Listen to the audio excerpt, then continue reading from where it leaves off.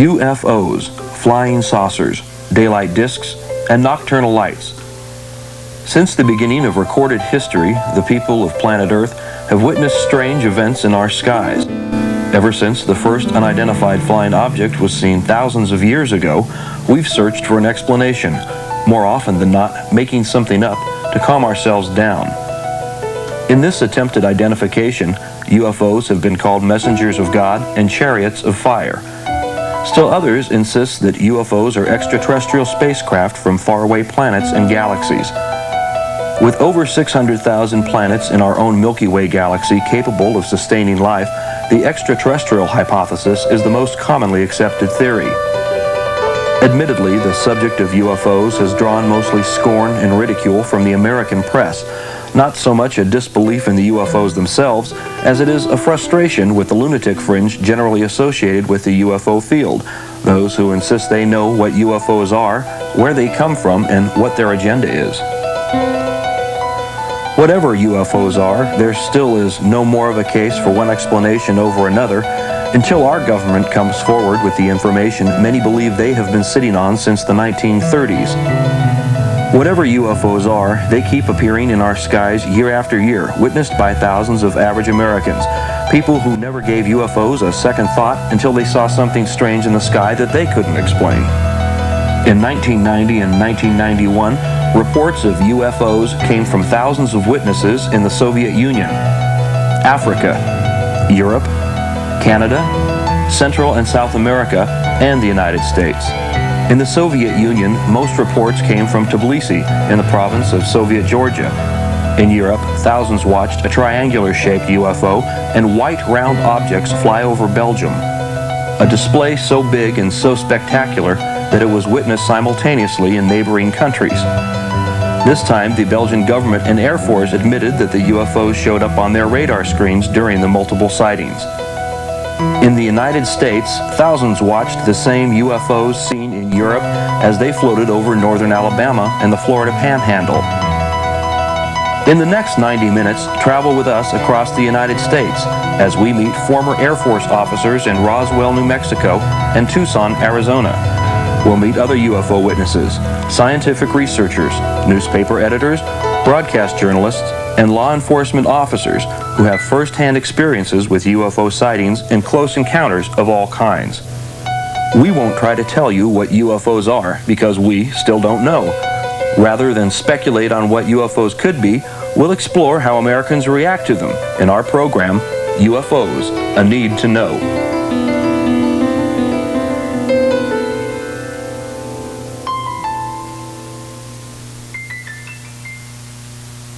This is the town of Fife in northern Alabama, the heart of what is commonly known as the Bible Belt.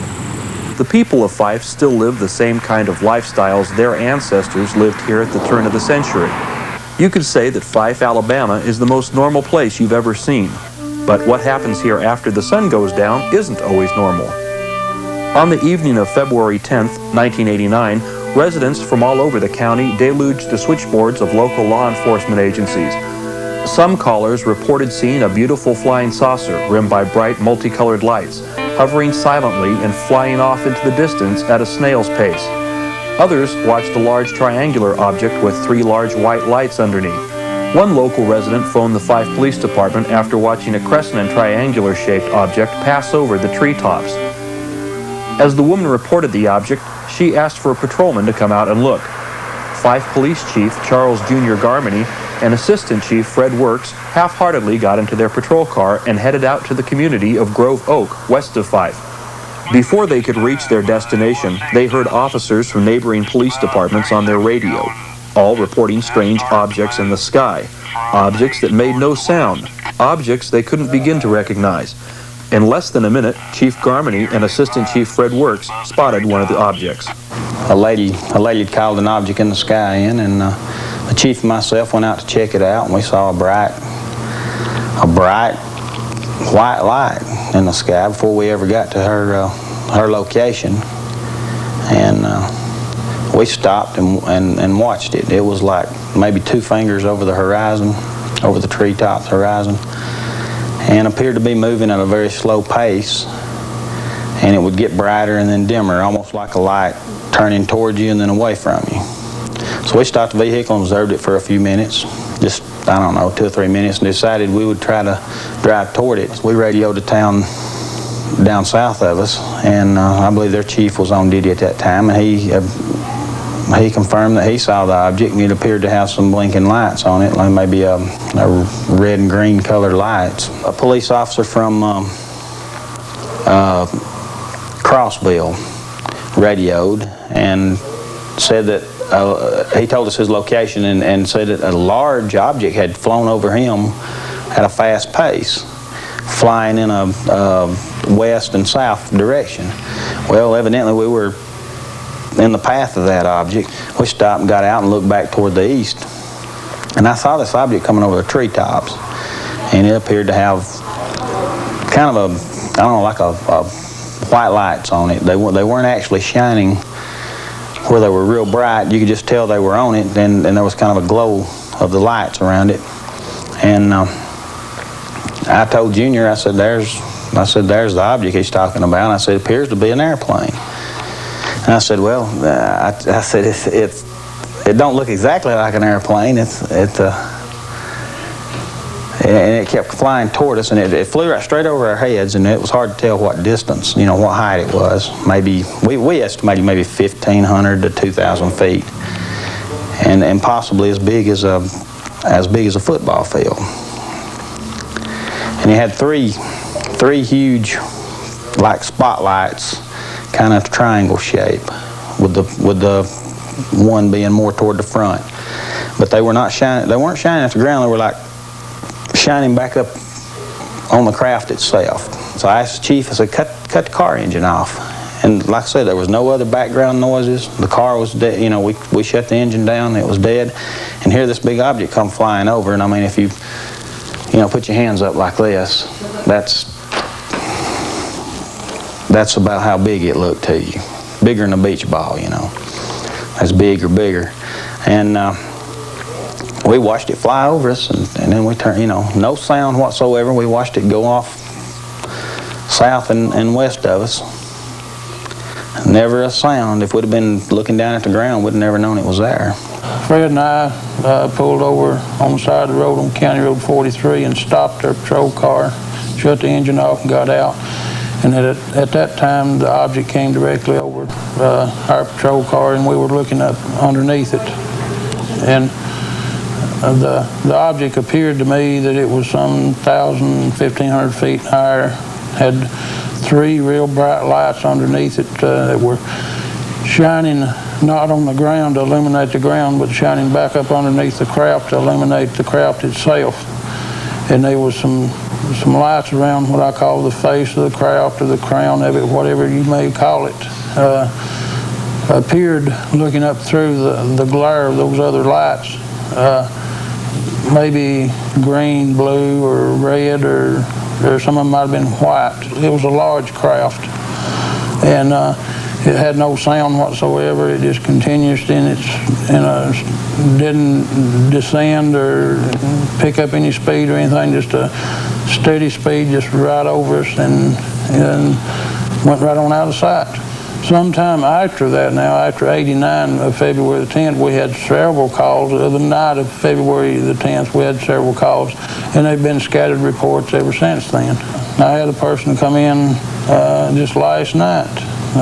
Marty Roberts in the Roebuck area came in, and he described this object to me and drew me a diagram of it on a paper, and it was something similar to what I had seen on February the 10th of '89.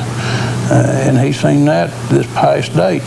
A lot of the people who are telling the stories are people that I know personally and have known for a lot of years. And I don't have any reason to doubt what they say they saw. But nobody is telling me what it is. They don't know either. They just know it's something that's very unusual. Even more compelling evidence comes from this documented case where unidentified flying objects left physical traces of their presence. I was driving home from work about 9:30 in the evening, 9:30, around that time, and approaching the road that turned off a paved road to my house, I noticed flashing lights in the distance and assumed that they were fireworks. And but was puzzled about why someone would be shooting fireworks in August. You see this at New Year's and the 4th of July, but never in August. But I continued on home, turning down a dirt road toward my house, and I got about halfway down the road, and suddenly, in the distance, about treetop level, this huge object just lit up. And it was a glowing orange-red color. It was enormous. And so I stopped the car, convinced that I was seeing things, or I didn't know what it was. However, when I stopped the car, it went out. And so I immediately proceeded to go home, went on down the road, and I went a little distance, and it came back on. Just this, again, this huge thing. And I stopped again. And when I stopped, it went out. And I sat there for a few minutes, and then I started on again to come on down the road home, and it lit up again. And when I stopped the car, it didn't immediately go out, but it did go out. And I decided that I'm not staying, I'm leaving. And so I began reversing up this dirt road with the ditches on either side. No backup lights.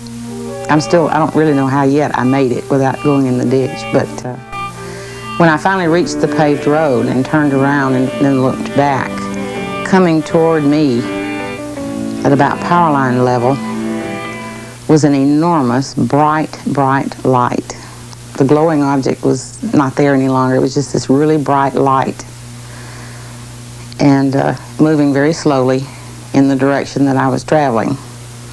And so I immediately took off, and I went back to my office in Fort Payne. I have no idea what I saw, but it scared me to death. It was bigger than my house. It was just an enormous glowing object. There were 6 or 8 pine trees that were affected by whatever this thing was. They had turned a very strange color, the needles on the pine trees. There's a maple tree nearby that with leaves on one side and no leaves left at all on the other side of this tree. And underneath where this object was, there's nothing but bare ground. Everything had died, all the grass and weeds and foliage of any sort. Just totally bare ground. Well, this happened in 1976, and it seems, I'm not absolutely certain of this, but I think it's been about 4 years ago that it finally started to regrow, which would be 86. So there was a period there of somewhere around 10 years that we had just a big bare spot there, that nothing grew. And there was a large pine tree that looked like something had just snapped the top out of it. However, it had not turned a different color. It was still green, but it was broken. Janine Lyle's story gains more credibility as a sergeant in the Alabama State Troopers recounts his investigation. At the point where Janine stated she saw the object, there was a large area of dead vegetation, trees, grass, weeds, bushes, etc., all dead, nothing growing. I measured the area, and it measured 60 feet at the widest point by 90 feet at the longest point. There was a stand of grass in full bloom in the middle of the field road, and it came up to a point and stopped. And for a distance of 90 feet, there was nothing growing in this field road. And at the end of the 90-foot span, the grass again was in full bloom.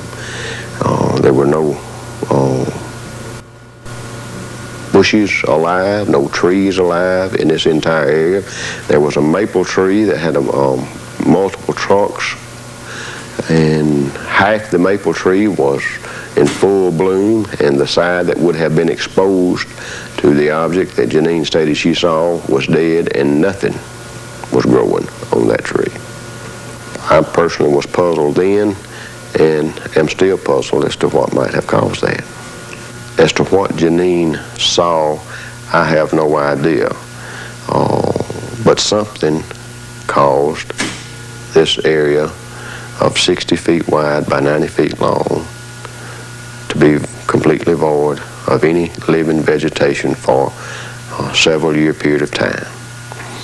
I made periodic trips back to the area over the next few years, and each time that I went, it was as before, nothing living in that particular area.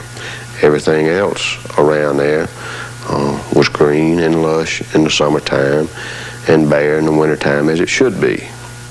I believed Janine, and I'll state today, I certainly believe that she saw exactly what she stated she saw. Now, what it was, we don't know.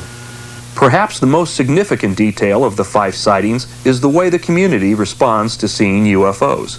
While amazed at the spectacular sightings in their area, the locals don't have a problem with being at the hub of UFO activity. Most UFO researchers consider the existence of UFOs a challenge to organized religion. The local pastors would disagree. Well, of course, being a Christian, I think it all has to start from a basis. Being a Christian entails taking by faith something that you cannot actually see. The Bible, for instance. Now, there's a certain amount of things that you can read in there that can be proven, of course, you know, by history and archaeology and so forth. But no way could a person come to the point of being a Christian just on the basis of what has been proven or has not been proven in the Bible. So the element of faith is there, and you've got to start there. So the reason I'm saying that is that for me as a Christian, I can see to where in the Bible Belt you have this underlying root system of faith in the Bible and in God, let's put it that way, so that you don't have to feel like you have to explain everything. Whereas if you're not in the area, the Bible Belt, or you haven't had that traditional those values of faith instilled in you, well, then you're going to feel like you have to prove. More things have to be proven to you factual rather than taking them by faith. That's why I think that you'll find in the Bible Belt less of an apprehension concerning UFOs. I feel that Jesus, in the Scripture, and I believe it was in the Gospel of John, said that there were others that those that he talked to at that time did not know about, other sheep. And I feel that they could have been people from other planets, other places, not just necessarily limited to this world. But I think if you want a biblical text proof to say that there is a possibility within Christianity that Jesus allowed the possibility of other life, that would be it. That to some people might not be enough, but it is for me, because I just about base everything that I believe on the Word of God, and He gives me that leeway right there to think about the possibility of other life. For me to say that to teach people here that I've figured God out, there are no such things as UFOs or whatever you want to call them, you know, that's taken license a little too far. Because if I believe that the Bible says that God, the handiwork, declares the majesty of God, well, then there's no limit to what He can or cannot do.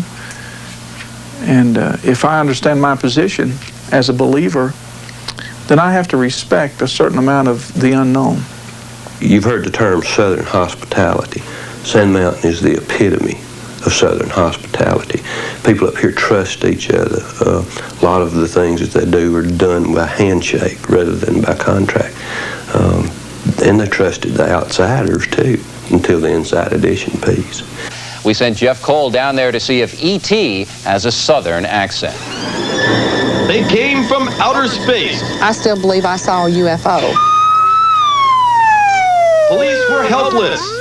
There's nothing that I've ever seen before in my life. And the town of Fife, Alabama was stunned by the strange visitors. My dog saw it, but he won't talk about it. He went and crawled on the floor, and I know that's what's happened because he talks to anybody. I know when I just had a UFO sighting.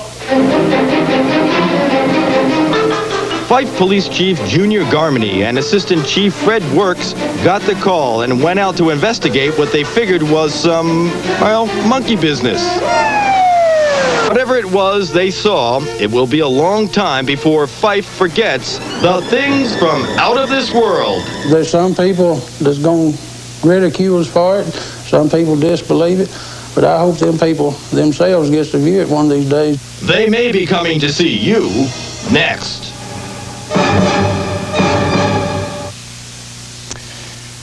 There is a legitimate investigation going on down there, if you can believe it. The FAA and the Air Force are doing that investigation. And if any of you Martians are watching this broadcast, please drop by to see us and bring Elvis with you.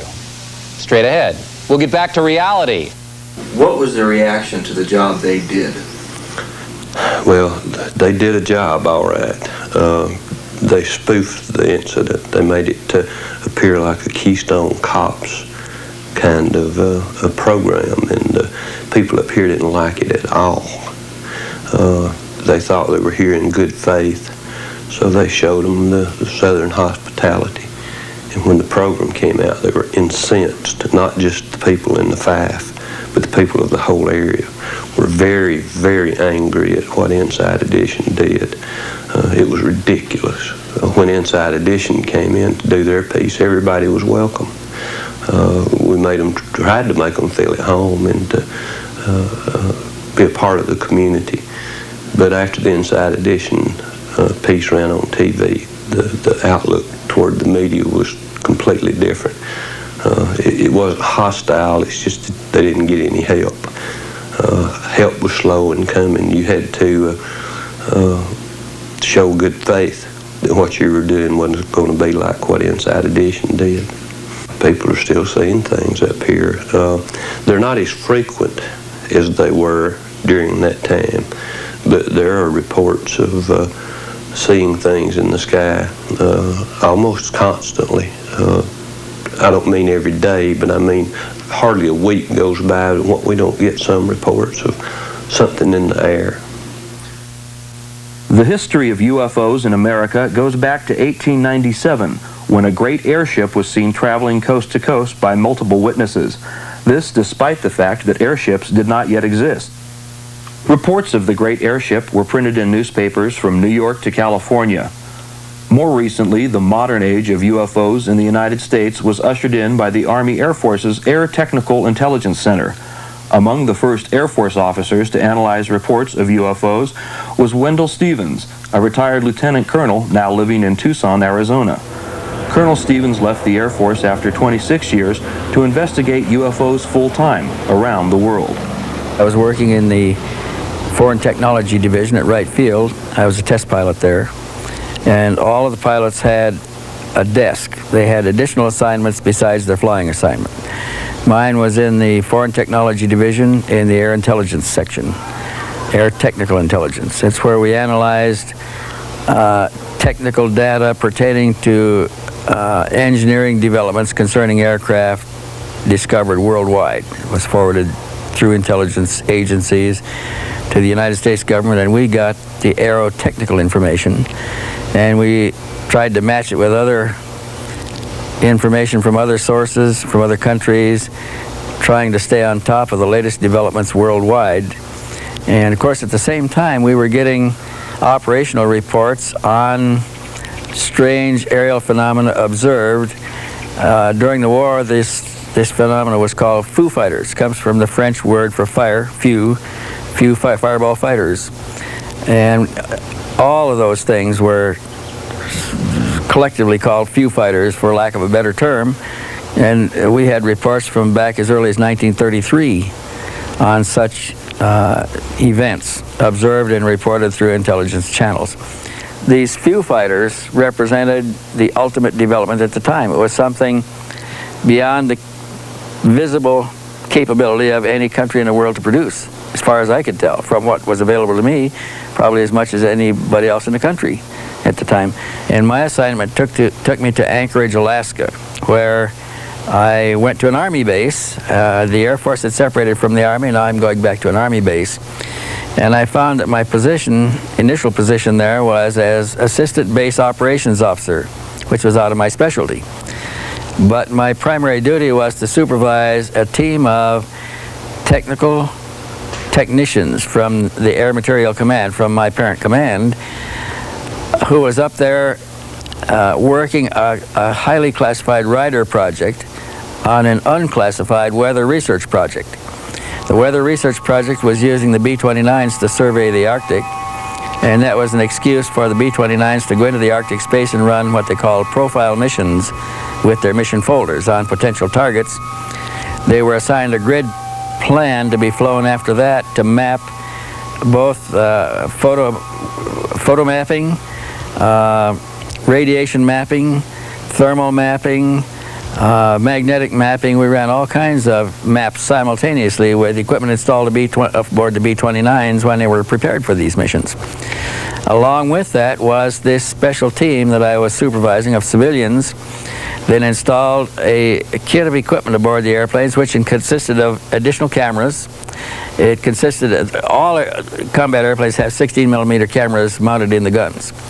But in addition to those cameras, we installed other free-mounted 16mm cameras, handheld 16mm cameras, 35mm movie cameras, a 70mm movie camera, and we had still cameras up to a Fairchild K20 that took a picture on an 8-inch by 10-inch negative. That's the size of a typewriter page. These cameras were all put aboard the craft, and each crew member was assigned specific responsibilities with each camera. In case something happened in the air, they were prepared. We also installed surge detectors on all of the electrical systems in the airplane. We had radio frequency detectors that swept the spectrum of radio frequencies. They would search the spectrum for an emission, stop on emission, read it for 30 seconds, and cancel it, and then sweep again looking for more until they had copied all of the frequencies being emitted. It would continually scan. Now, when those airplanes returned from a combat mission, all of this equipment was downloaded, and in the debriefing of the crew, if they had encountered anything, or if they had discovered surges on the line, or electrical anomalies, or interference on the radio, or anything unusual, we'd package all of the material into a metal box, and it would be couriered to Washington, chained to an officer's wrist that night. And about twice a month, they came back with reports of something operational in the field of activity we were surveying. They either saw other aircraft in flight over the Arctic under conditions that would indicate strange aircraft, high speeds far beyond anything we could fly, 1,000, 2,000, 3,000 miles an hour. Objects standing still in the air, motionless. Objects approaching the aircraft head-on, reversing direction, and then proceeding ahead of the aircraft at the same speed in flight. We had reports of disc-shaped objects that paralleled the craft in flight. In one case, we had one that paralleled the ship so close it was behind the trailing edge of the leading wing and ahead of the leading edge of the tail wing in the slot there. And they got pictures of it with all the cameras and with the Fairchild K10 camera too. And we had reports of objects that were seen to land on the ice, on the snow and the ice at the ice cap of the Arctic. We had reports of them landing on the water. We had a report of them submerging and disappearing. We had another report of one rising to the surface, being seen to come to the surface, leave the water, hover momentarily, and then take off at high speed and fly away. All of this was clearly beyond the capability of any of the aircraft that we had studied worldwide in the Air Technical Intelligence Center. And of course, they were very concerned about who might have experienced such a breakthrough without prior knowledge through intelligence sources. And they, to me, again, they represented the supreme development in aircraft, and that's what piqued my curiosity. I argued that they had to be extraterrestrial vehicles, but I was a major at the time, and my superiors were certain that they were a Russian breakthrough experienced as a result of the capture of German scientists at the end of the war, which is only 3 or 4 years afterwards. And they would have had to make some great progress if that was the case, but this was probably the main feeling at upper echelons was that the Russians had experienced a breakthrough that we didn't know enough about, and we were trying to find out what we could about it. I suppose the Russians in their turn thought we had experienced a breakthrough for the same reason. We even had reports of electrical disturbance to the degree that engines quit running in flight and then started up again by themselves. We had radio interference on the communications lines where they experienced complete communications blackouts, and then for no reason at all, communication would come back again. We had surges on all of the lines, including closed lines that were within the airplane. That, for instance, some systems in high technological airplanes work at, say, 300 cycles per second. Another part of the same equipment may work at 150 cycles per second, some at 60 cycles, more and less. And we had electrical interference simultaneously on all frequencies. At times, we also had selective interference on different frequencies. We never knew what was causing this because it always cured itself in flight, which true failures don't do. And it indicated the potential for somebody else to selectively interfere with frequencies and functions aboard an operational vehicle in flight. And these are supposed to be our best military equipment. They're supposed to be foolproof, and somebody was fooling with the systems. And so I'm sure this got a lot of attention in Washington.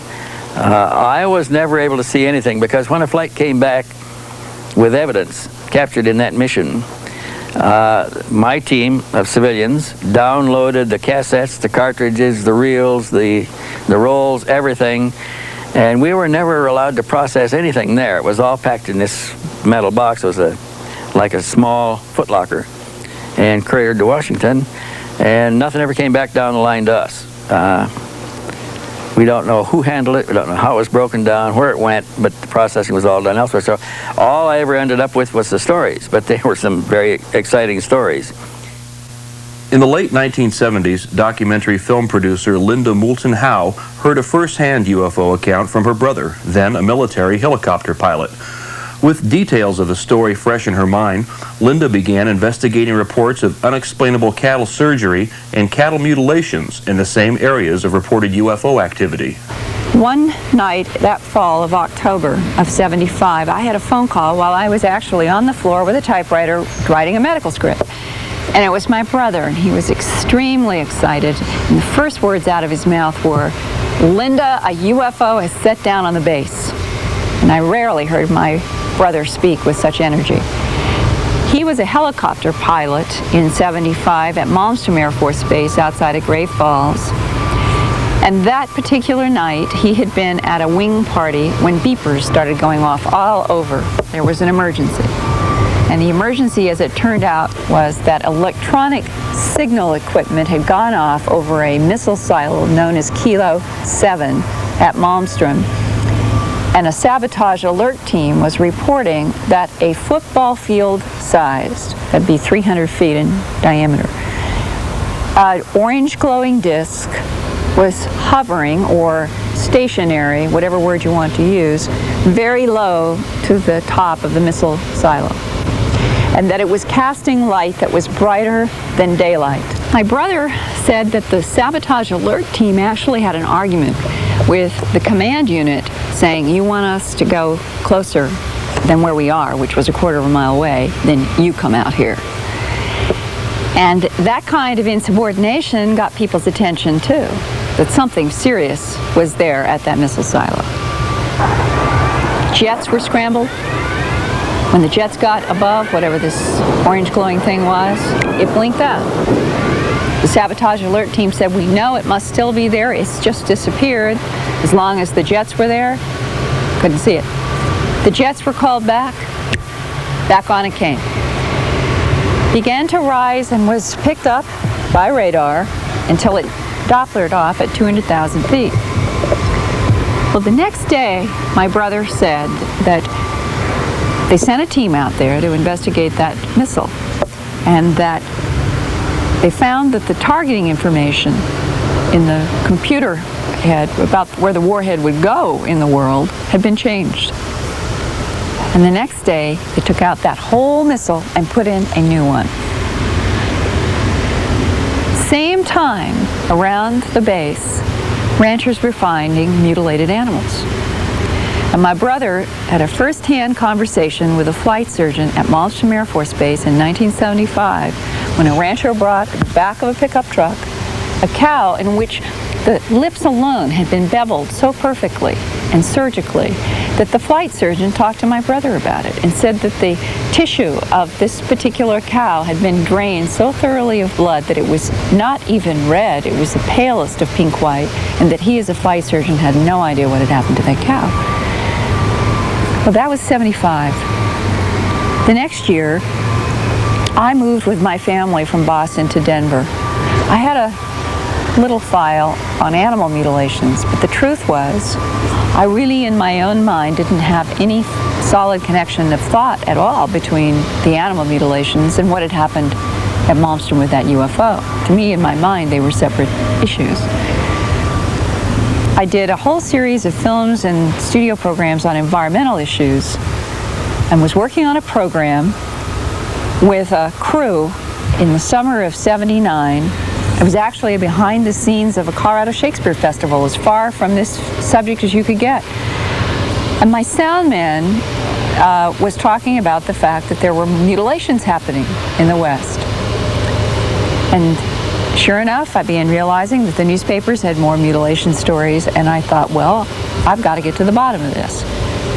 When this phenomenon, the mutilation, started back in the late 60s, I know that there were people who, in the beginning, they took it seriously, even though the rest of the world was saying it might be predator and satanic cult.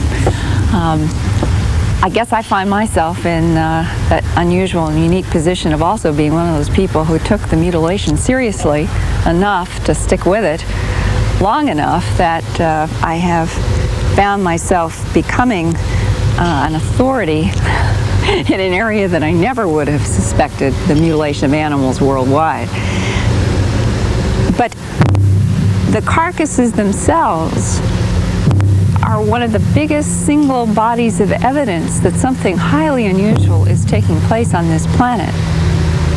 Mutilations have continued every year in my files. I first started looking into the mystery in '79 to '80 when I did the documentary A Strange Harvest. And the phenomenon was worldwide then. It remained worldwide in stories throughout the beginning of the '80s. We're now 1990. And right here in front of me, I have an article from Associated Press, Cattle Mutilations Still Unexplained. This is dated August 19th, 1990, Vicksburg Sunday Post, Vicksburg, Mississippi. Here is a story about two mutilations in a little teeny place in Mississippi called Guntown. This is 1990, this is right now. One of them, and I talk with the veterinarian, a veterinarian named McMillan in Guntown. Quote, a 500-pound heifer was found in early July with the left ear and 18 inches of skin from its left rib cage cleanly severed. Where the hide had been, a hole was bored through to the beast's heart. And the vet said that he could look right down through a hole in the rib cage and he could see a hole going through the heart. Do we have any technology that could do that kind of a... Maybe lasers. Maybe lasers. But the big question is, which contingency of the human community is going to be bothering with a calf in Guntown, Mississippi, with laser equipment that could do this? Current day lasers, if the military has it, fine. But this phenomenon started in 1967. Laser technology was lab bench research then, that year. And yet that first horse that was found in southern Colorado in September of 1967, referred to as Snippy, but the actual name was Lady, that horse had flesh stripped from the neck up. The bones were as clean white as if that horse had laid in the sun for months. A pathologist named John Altshuler, who's been working with me recently, was there confidentially. Didn't let anybody know. He looked at that horse and found that the internal sternum cavity of that horse in '67, all the major organs had been removed. And he said the thing that got him, since he had worked medically on cadavers of human bodies and other animals, including cows, in his work as a medical student, he said there was no blood, there was no presence of fluid, there was no indication there were just dried blood anywhere in the cavity or around that horse. He said how you would remove these kinds of organs and have it be so clean was remarkable to him in 1967. Further, he took some pieces of the mutilator's cuts and took them back to Denver. And under a microscope, he said he could see clear evidence of high heat at the edge of the wounds. This is 1967. 1989, he and I work on getting tissues from 9 mutilated animals in the summer of 1989 from Arkansas, Oklahoma, and Missouri. And there was one in December in Idaho, so those were 4 separate states. Under a microscope, he finds the same evidence of high heat cut on the edges of these mutilator cuts. He estimated 350 degrees or above. Well, that clearly excludes predator. And in my own opinion, and with the conversations I've had with law enforcement about the whole issue of satanic cults, I have yet to meet a law enforcement person who privately would say that they thought satanic cults were responsible for this, because there have been too many undercover efforts trying to come up with some satanic cult or somebody who would even give information that a satanic cult was involved with mutilations from Canada throughout the United States, Puerto Rico, Mexico, Central America, South America, Australia, the Canary Islands off the coast of Africa, parts of Europe. I mean, this is a worldwide operation. And in every single case, the animals basically are treated the same. The same things are missing. An ear is missing, an eye is missing. The jaw is either cut like this and comes down like this, and it comes across like this, and everything is removed. We're talking clean bone on an animal that is still warm to touch. The tongue is always cut in a vertical cut deep within the throat. The genitals of the males are usually removed in an oval that is about that big. The cows with udders, you'll see either something like a square or sort of an oval cut, and the entire udder is removed, or isolated teats are removed, or some variation on that theme, and the rectum is cored out. Now that's the basic mutilation scenario, and there's no blood or fluid. Blood being drained. Now that was part of the story in the 70s.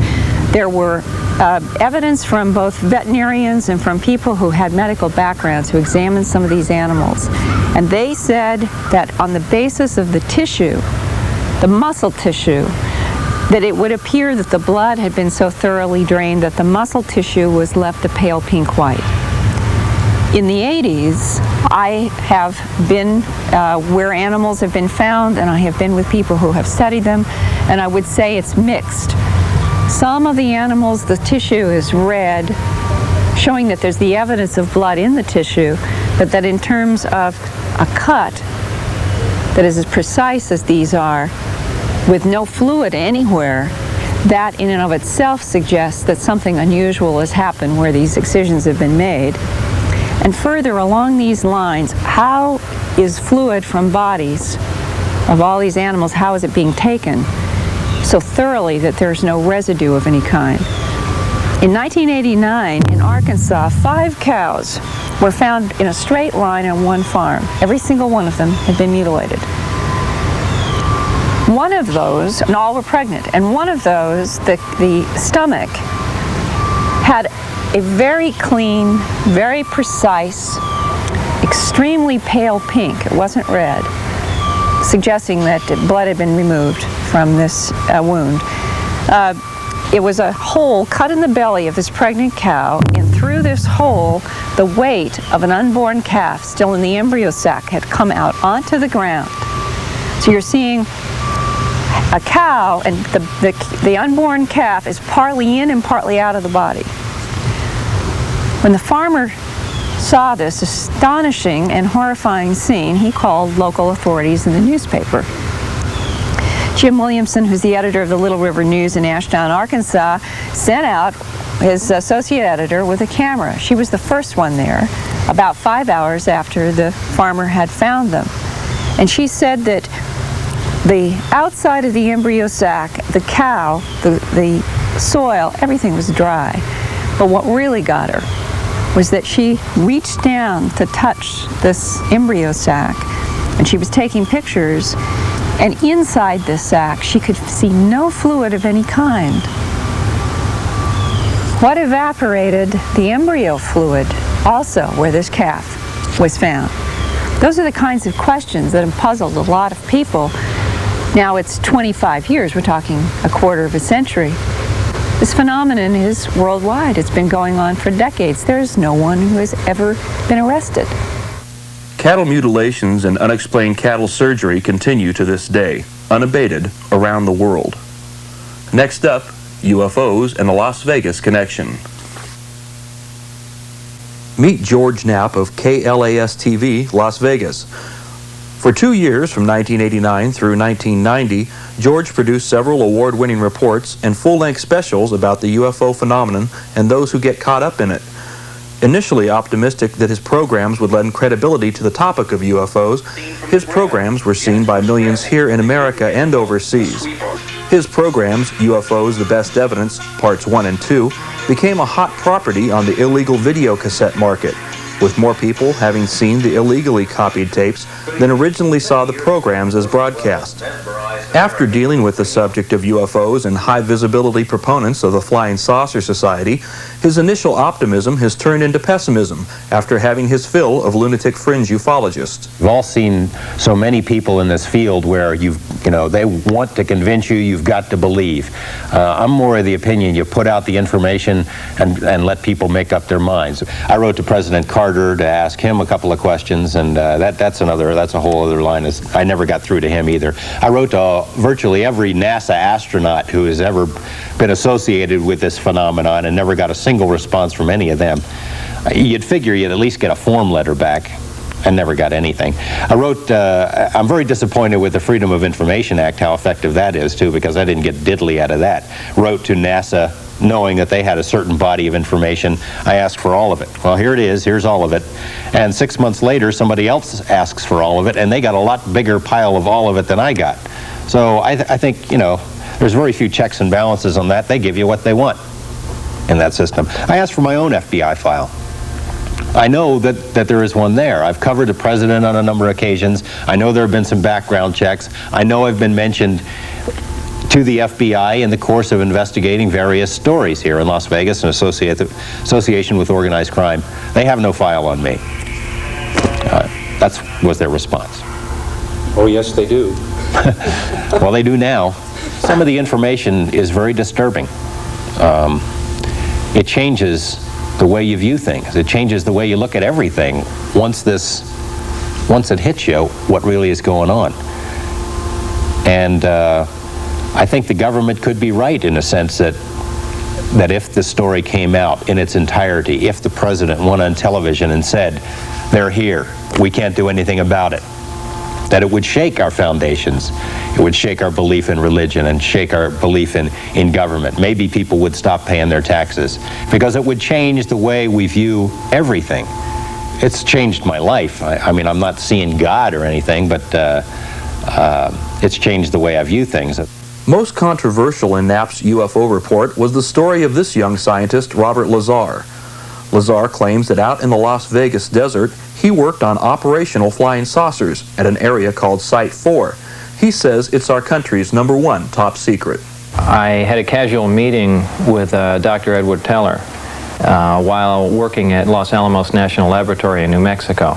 He referred me, after several years, to a job out in the New Mexico desert, a place known as S4 near Area 51, where many top secret government projects had their home base, essentially. Edward Teller is the director of the program, and I think someone approved by Ed Teller, someone suggested by him, I think that carries enough weight in itself. I had a fascination with small jet engines.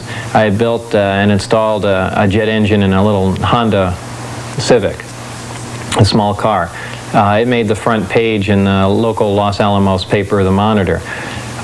Coincidentally, and in fact on the back of that front page, Ed Teller was giving a lecture on SDI, and I believe that was June 1982 at Los Alamos.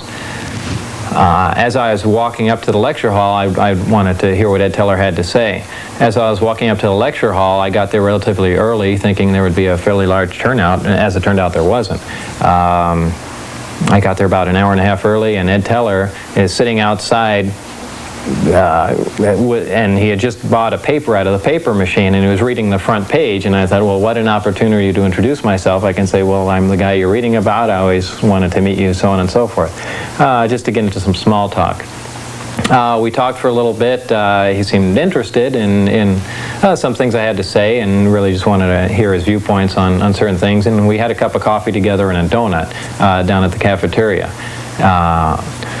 That was the extent of our meeting. After that, I heard his lecture, and later, after I had moved to Las Vegas, when I decided to get back into the scientific field and sent out resumes to many other laboratories around the country, also any government research organizations, I did shoot a resume to Ed Teller, too. He called right after receiving it and said, I had directed your resume to someone in Nevada. It's a highly classified project, and they'll be requesting an interview. Within 20 minutes, the phone rang. That was the request for the interview. So obviously, Ed Teller gave it more than a nudge. It was more like a directive that this person will be interviewed for this particular job, and that's the bottom line. So yeah, he did get me into the program. In early 1989, I was already in the program and working at a slow pace, because at the same time I had to go through an extensive security investigation that was like no other I had been through before. I had Q clearance from Los Alamos, and this was something far above it, which I was told was 38 levels above Q clearance.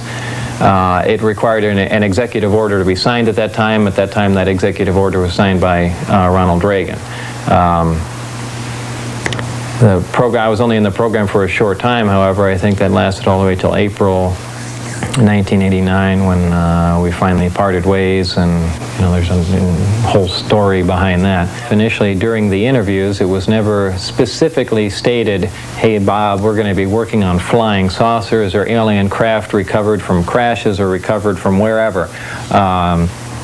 The job title was a senior staff physicist. I was to be working on advanced propulsion techniques. Certainly when I made a few trips out there, began reading briefings, things dealing with the origin of the craft, the race or the type of aliens that piloted the craft, specifics on what these looked like, what their physical structure was from autopsy reports, things of this sort. Seeing the hardware, I realized that this is not a research effort, that this is back engineering, and that we have the device, the craft itself, and we are working backwards to find out how it works. They have the finished product, and really want to find out the manufacturing technique, the basic physics in it, and it became very obvious what we're working on. But it was strange that even up till the very end, really no words were said about what was going on.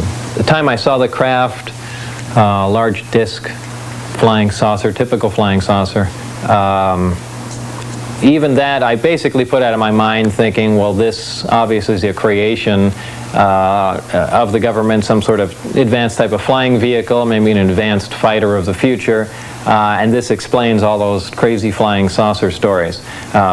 People just seeing tests of this craft.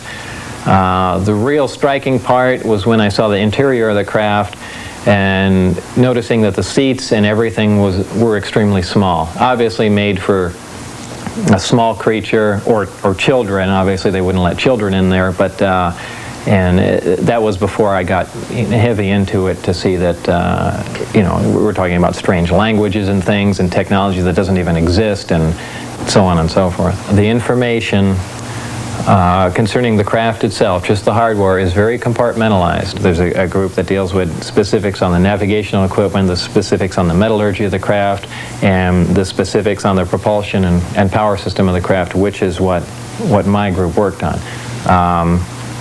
That in itself created a focal point for our research and looking into what we were dealing with. So I, in a short amount of time, because that was all we had to look at, really gained quite a bit of information on how things operated. Of course, verifying the employment there is somewhat difficult. Los Alamos denies I've ever worked there, as does Kirkmeyer, even the subcontractor for Los Alamos, which is interesting. We went back and were able to dig up an inter-lab directory phone book with my name in it. Certainly I got some of my colleagues from Los Alamos to verify that I worked there, but for the most part, Los Alamos has kept everything pretty quiet and even denies that I ever lived in the town, though I'm known by many people in the town and many of the people I worked with, supervisors, so on and so forth. When Lazar went to trial on unrelated charges in 1990, even the judge agreed that Lazar seemed to be a man without a country. We do have a W-2 form of record that shows that he worked for the United States Department of Naval Intelligence. And I also note that he is in fact listed in the Los Alamos National Laboratory telephone directory. It's obvious that it's very difficult to get information on Mr. Lazar from government sources, enormously difficult. A lot more than just UFO sightings have been reported out here in the Nevada desert. Independent investigator and reporter Tony Pelham has spent countless evenings outside the Nevada test site, where he's run across mutilated cows, strange lights in the sky, and unfriendly security guards without ID. The desert up there is full of troops in camouflage uniforms. They carry M16s, and they have no identification. They're not Air Force, they're not Army. They don't have any markings at all. And I came real close to being taken to jail a couple of times. So I found that real strange. You know, I heard all types of theories about who they were. But they would challenge me, and then I would challenge them. When they would approach me, they would say, "What are you doing here?" I would say, "What are you doing here? You're on BLM land. You know, you're roaming around outside the secure area." My opinion is that the government is hiding something that's a lot more secure than anything similar to the stealth or the U-2 or that type of thing. I mean, I don't know. I don't know if there's an underground alien base up there. I don't know if they are UFOs or aliens. I just know that they have got security up there that's far beyond what you see around any military type installation. And I don't understand why the uniformed security guards with M16s don't have markings. And when I ask them, "Are you with the Air Force? Are you with the Army?" they don't answer any questions. They just direct you to leave the area. The troopers have held me and had the Lincoln County Sheriff's Department come out on 3 different occasions, and each time they filled papers out on me and instructed me not to go near that area. And on the last occasion, on what pretense? That I have no business near a secret facility. And I explained to them, I'm not even within a mile. I'm on BLM land. So several months ago, about 6 months ago, I went up and I just went near the Medlin Ranch, and I spotted one of the blazers, but I went nowhere near the fences. I've never crossed the line. I've only gone near it sometimes. On my way back to Alamo, the Sheriff's Department met me, pulled me over, filled out another set of papers, and in a very formal manner said, "Mr. Pelham, this is the last time you're being told. The next time," he said, "and I'm telling you from the higher-ups, if you come back up and go up this road near this facility again, you are going to jail, period." On one particular occasion, I had some bizarre experiences of lights seeming to be at a great distance and then just in a matter of seconds being right at me. But I have never gone on camera or ever come back to George Knapp or anybody and claimed to have seen a UFO. I don't know what I saw that night. Shortly after that, as I started back, a blazer came in front of me from a side road, and the camouflage uniformed troopers stepped out with their M16s, and they asked me what was I doing coming from a secure military installation. And I said, "I'm not coming from this." I said, "I'm sitting out here in the desert." And he said, "What are you doing?" And I says, "I'm watching the strange lights." And he said, "Strange lights? What lights? We didn't see any lights." I went north of Las Vegas, just above Alamo, in the area known as Area 51, north of there, and I crisscrossed a lot of ranches all through Lincoln County and up in Whitebine County, and I found a number of dead cattle Some of them I believe to be mutilated of the same fashion that was shown in Linda Howe's book, The Strange Harvest. I'm satisfied that I personally saw some mutilated carcasses, certainly that look identical to some of the ones that Linda Howe showed in The Strange Harvest from back during the 70s. And you obviously talked to these ranchers also. Right, and in one particular case when my son and I found a black and white bull that had all the classic signs of the stripped away lower jaw, one ear, and the rectum cored out, and the carcass had not been touched by any coyotes or anything. There were no tracks around it. When I went and approached the ranchers about it, they just rode away, the group that were there, and I asked a couple of other neighboring ranchers, and they says, oh yeah, somebody drove by and shot that bull, and it laid out there.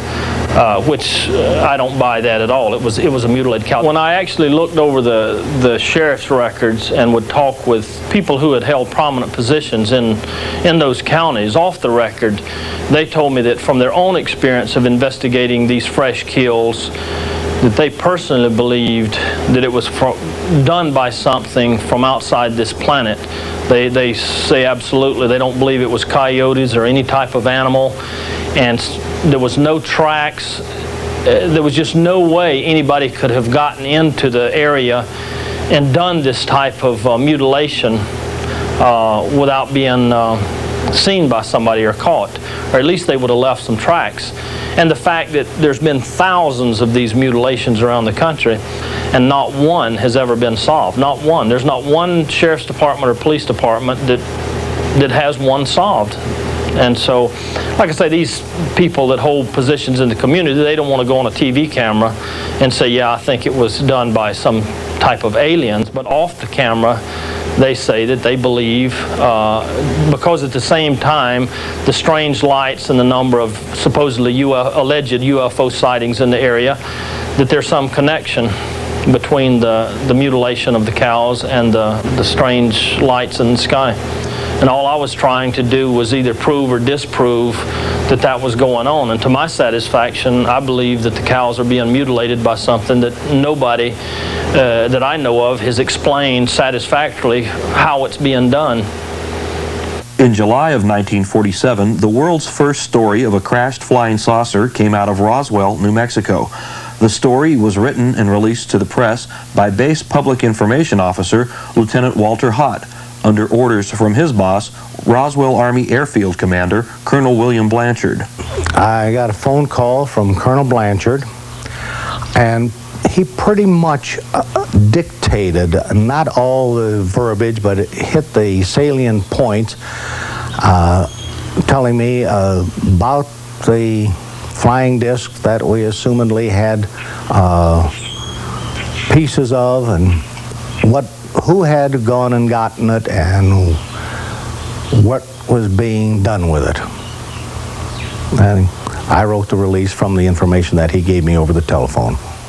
A rancher had brought some material in, or had told the sheriff about some material that he had on his ranch that he had found, and the intelligence officer of the base had been sent out to the ranch to pick up this material and bring it back into the base.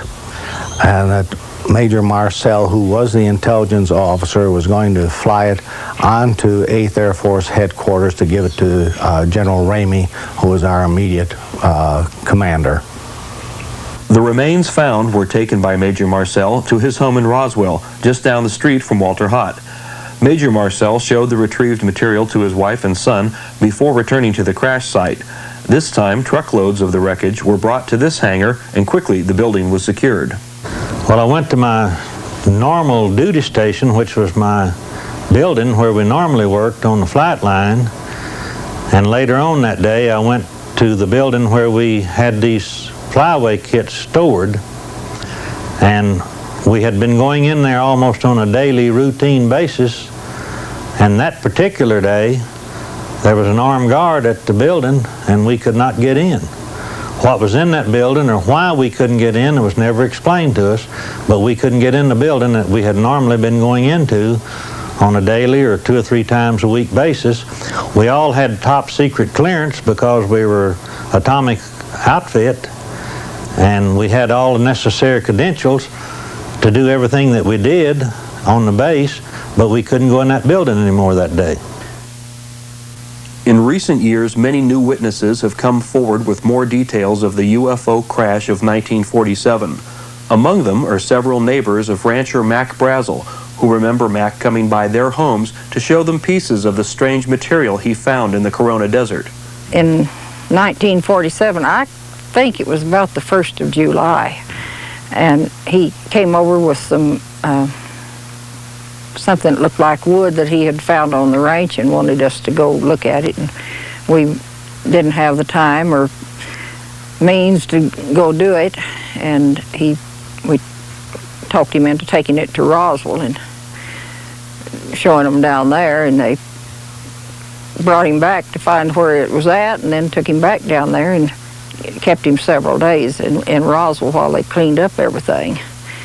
And when he came back, he said they told him it was a weather balloon if he ever found another, and he wouldn't report it. The piece he brought up was about the size of a lead pencil and about 4 inches long, 4 or 5 inches long, and it was kind of a tan color, kind of like what we'd say plastic now, but we didn't have plastic then, and you couldn't cut it or burn it or whittle it, you know, just very, very hard. It was very light, it seemed to be, and he said that the stuff that looked kind of like aluminum foil, he said you'd crumble it up and then it'd straighten out. It wouldn't stay creased. It'd just open out, you know, but he couldn't get any of it off to bring up. He said he couldn't cut it or anything. We told him it was probably a UFO or a flying saucer, and we'd heard there's a reward out for it, and go down and collect it. So, you know, we thought maybe he would. I guess I told him not to say anything. I don't know. But he didn't. He just said if he ever found anything else, they wouldn't find out about it. So I guess he was a little upset about him keeping him. Neighbor Marianne Strickland also remembers a visit by her friend, the rancher Mac Brazel. He came by after this incident, and he had been humiliated and detained for several days, and he was a reliable, solid person, dependable, and he was, I think, anxious to square himself with his neighbors when he came by. I mean, to assure them that what he did was on the up and up. He came to the corral. Mac was living alone at this ranch where he was the manager. His wife lived in Alamogordo. And Mac would come and visit with the men in the family. He came into the house once in a while, not too often. And the time that he brought the sample of what he had picked up, he was at the corral. My daughter and 2 sons and husband were at the corral, and they saw it. My daughter says that it could be crumpled up and straightened right back out. He was telling my family about how badly the Army people had treated him down here. And it amounted to humiliation and detention when there wasn't any good reason. He had come in good faith.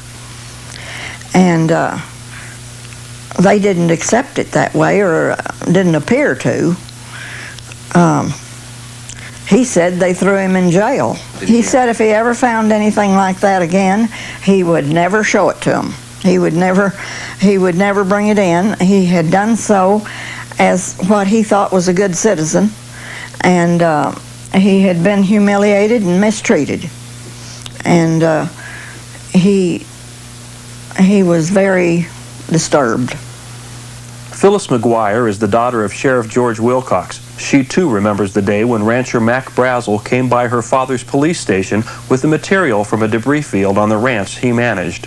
He told me that Brazel had been in to report a flying saucer, and I asked him if he believed that, and he said yes, because I don't know why he would come into my office and tell me this story for no reason at all.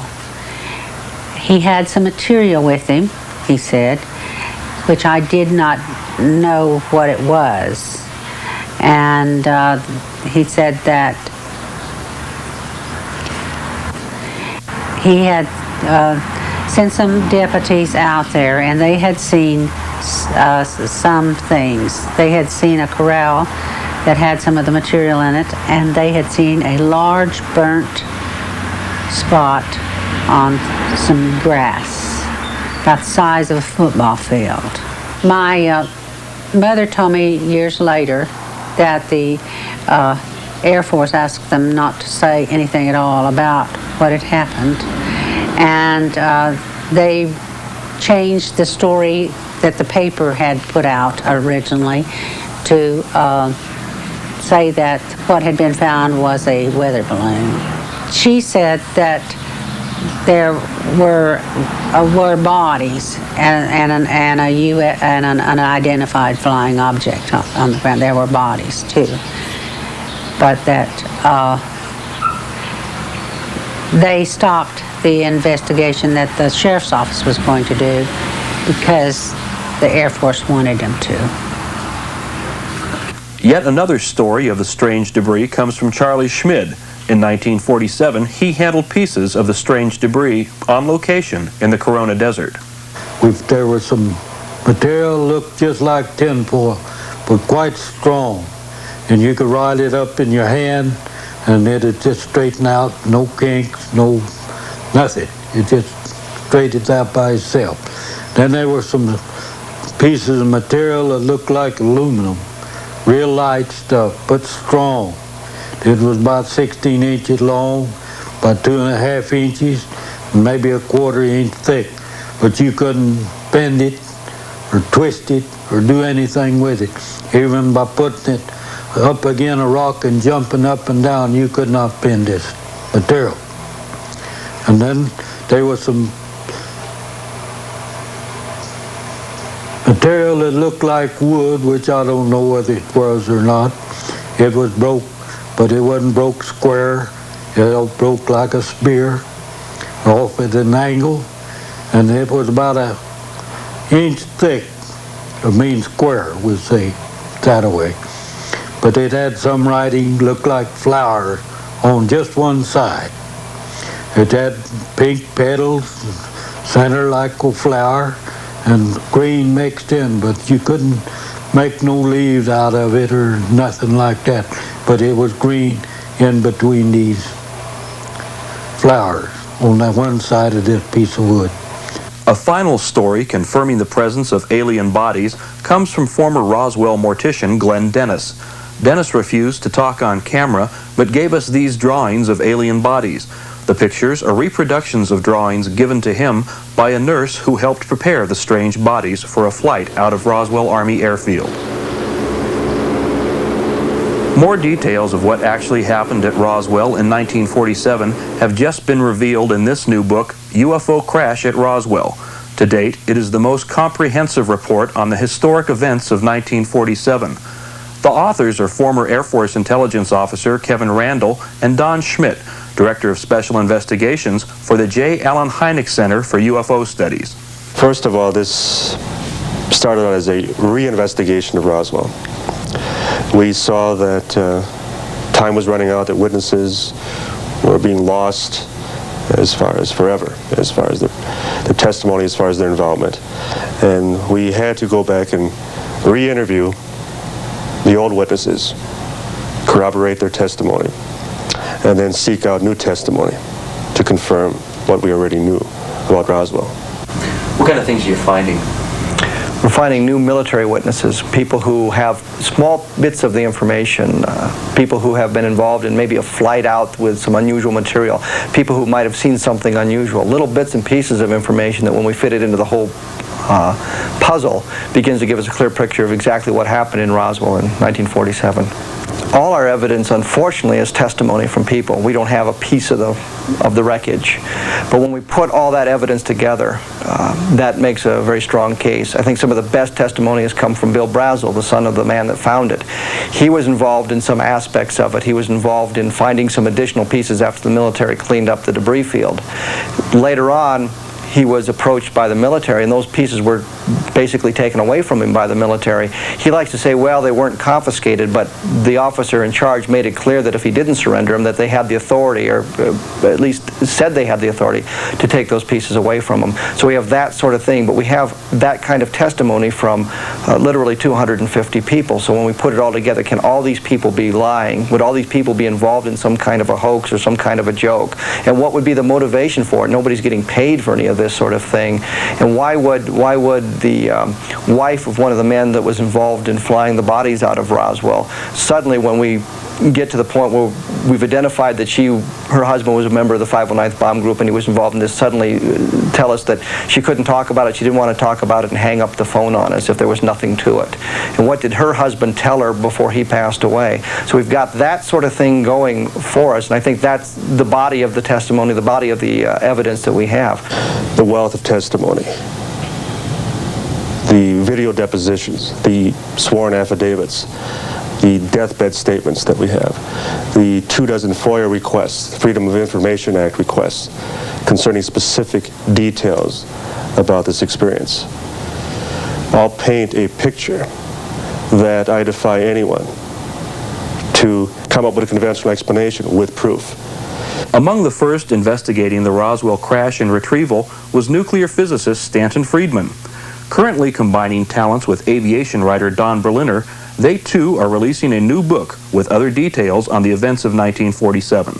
The case that at least one, more likely two, flying saucers were recovered in the central New Mexico, if you will, complete with alien bodies.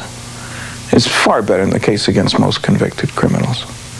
You go to a court of law with this, you'd have no trouble convincing a jury that indeed, now you don't have every little detail, as you never do, even in a criminal case, but we certainly have enough to establish that a saucer crashed, at least one, probably two, that the United States government, agencies of the United States government, recovered the wreckage and the remains of alien bodies, that they proceeded on with that, just as you'd expect them to try to figure out more of the information, and covered it up very effectively, and probably quite appropriately at the time. That's easy to establish. The real bottom line is that this is probably the most significant event of this century, maybe this millennium. I mean, something that proves to us that we're not alone in the universe, and maybe our views about ourselves are a little bit strange, not in accordance with reality, is going to have an impact on religion, on politics, on technology, on our own psychology. This is a truly earth-shaking event. The Roswell crash and retrieval are now virtually proven. Between Randall and Schmidt and Friedman and Berliner, hundreds of testimonial affidavits, deathbed statements, and videotape depositions have now been collected. You can read them all in their respective books. The people coming forward with this information are among the most level-headed and patriotic of American citizens. It only remains for our government to tell us the truth, all of the truth, about the Roswell crash and retrieval of 1947. When we come back, we'll look at one of the most controversial aspects of the UFO phenomenon, witness claims of alien abduction. One of the most controversial aspects of the UFO phenomenon and its effect on our society are claims of interaction with UFO occupants and tales of being abducted by aliens. Perhaps the most convincing testimony comes from Travis Walton of Snowflake, Arizona. This was November 5th, 1975. I was working with a crew of men in the woods, and we left the area. We'd worked late that night. It was getting dark, and as we were leaving down this dirt road way back in the woods, we saw a large glowing object near the road.